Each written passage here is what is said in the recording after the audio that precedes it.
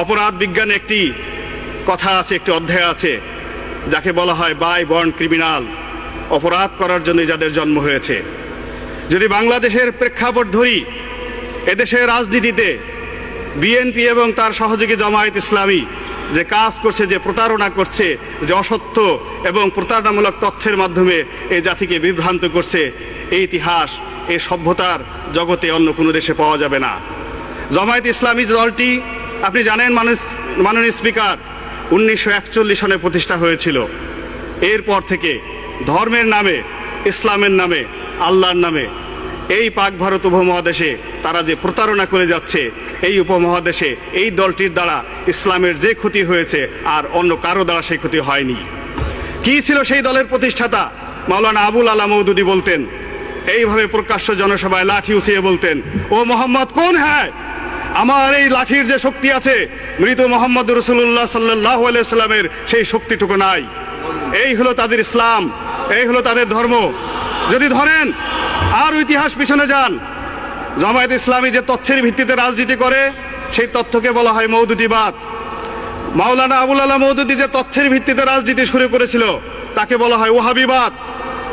1756 থেকে 1786 খ্রিস্টাব্দ পর্যন্ত সৌদি আরবের মাটিতে এই মাওলানা আবু ওয়াহাব নজদি যে রাজনীতি শুরু করেছিলেন, আল্লাহ রাসূলকে অবমাননার রাজনীতি, যে রাজনীতি শুরু করেছিলেন সাহাবা একরামদের অবমাননার রাজনীতি, সমস্ত 10,000 সাহাবীদের সমস্ত কবর তিনি ভেঙে চুরমার করে দিয়েছিলেন। এবং তিনি একই কথা বলতেন যে মুহাম্মদুর রাসূলুল্লাহ এবং তার সাহাবী যারা মারা গেছেন তাদের ন্যূনতম শক্তি নাই, তাদের কোনো ক্ষমতা নাই, তাদের কোনো মর্যাদা নাই। সেই রাজনীতি যদি এই জমিনে হয়, তাহলে বর্তমান প্রেক্ষাপটে মাননীয় স্পিকার, যদি এই দেশে জামায়াত ইসলামী আসে, এই দেশের শহীদ মিনার থাকবে না। স্পিকার, আমাকে 2-3 মিনিট সময় দিবেন। আপনি শুনেন, আপনার সময় আরো 5 মিনিট বৃদ্ধি করা হলো। মাননীয় স্পিকার, যদি জামায়াত ইসলামী এবং তার দোসরেরা এই দেশের রাষ্ট্র ক্ষমতায় পুনরায় আসে, কি হবে? তারা যা বিশ্বাস করে, এই দেশে হাইকোর্ট মাজার থাকবে না। এই দেশে তারা প্রথম যে কাজ করবে, এই জিয়াউর রহমানের মাজার তারা নিজের হাতে ভেঙে ফেলবে সেই দিন। কেননা তারা বিশ্বাস করে মাজারে জিয়ারত করা হারাম। তারা শহীদ মিনার ভেঙে ফেলবে, তারা এই দেশের যত স্থাপনা আছে সমস্ত কিছু ভেঙে ফেলবে। তারা মুখে বলে ইসলাম, আর কর্মে তারা কি করে? তারা মৃত মানুষের কবর জিয়ারত করাকে মনে করে হারাম। আপনি দেখবেন জামায়াত ইসলামের মসজিদগুলোতে গিয়ে তারা নামাজ পড়ে, নামাজের পরে তারা মোনাজাত করে না। তারা মোনাজাত করাটাকে বেদাত মনে করে। তারা সফর করতে নিষেধ করে। তারা এমনকি বাংলাদেশে যে দ্বিতীয় বৃহত্তম জামাত হয় তাবলিগ জামাত, এই তাবলিগ জামায়াতের, বিশ্ব তাবলিগ জামায়াতের জামাতটাকে তারা হারাম মনে করে এই জামায়াত ইসলামী। এইভাবে তারা ইসলামের নামে দেশ এবং জাতিকে বিভ্রান্ত করতেছে। তাদের সম্পর্কে আল্লাহ রাসূল কি বলতেন? একদিন আল্লাহ রাসূলের দরবারে বিভিন্ন এলাকা থেকে সাহাবীরা আসছেন এবং তিনি তাদের জন্য দোয়া করতেছেন, হে আল্লাহ, তুমি রহমত নাজিল করো মদিনার অধিবাসীদেরকে। হে আল্লাহ, তুমি রহমত নাজিল করো ইয়ামেন দেশের লোকদের। জনকে সাহাবে বললেন, ইয়া রাসূলুল্লাহ, আমি নজদ প্রদেশ থেকে এসেছি, আজকের সৌদি আরবের রাজধানী রিয়াদের কাছাকাছি, আমাদের এলাকার লোকজনের জন্য আপনি দোয়া করেন। আল্লাহ রাসূল দোয়া করলেন না। উনি আবার বললেন, আল্লাহ রাসূল দোয়া করলেন না। এরপর মোনাজাত শেষ হলে উনি বললেন, ইয়া রাসূলুল্লাহ, আমাদের অপরাধ কি? আপনি কেন নজদের অধিবাসীর জন্য দোয়া করলেন না?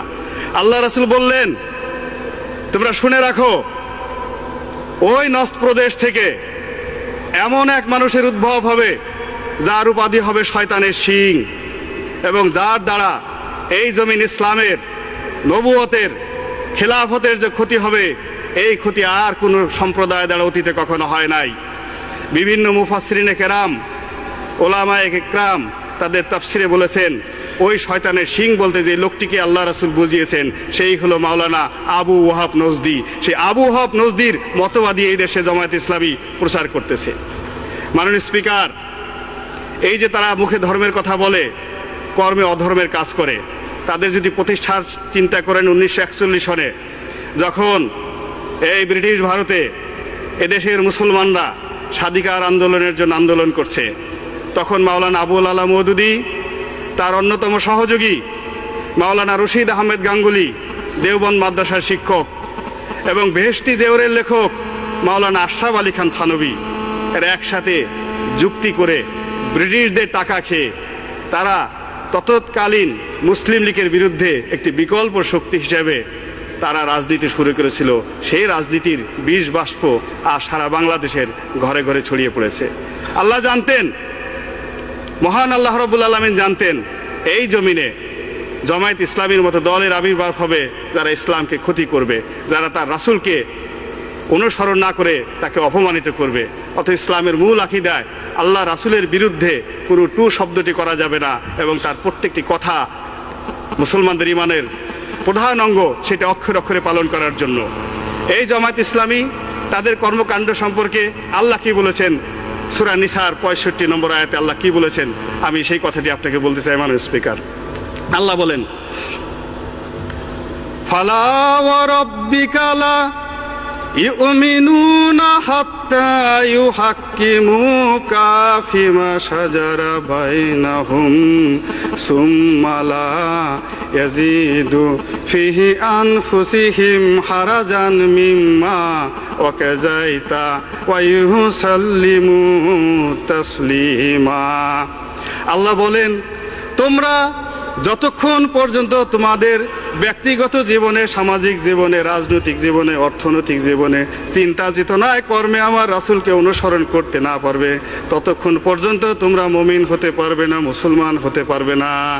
মাননীয় স্পিকার, এই আয়াতটি দ্বারাই বোঝা যায় যে জামায়াত ইসলামী বাংলাদেশে আসলে কি করছে, এবং তাদের ধর্ম এবং তাদের মতবাদ সম্পর্কে এদেশের মুসলমানদের উপরে আমি দায়িত্ব দিলাম, তারাই বিচার করবে।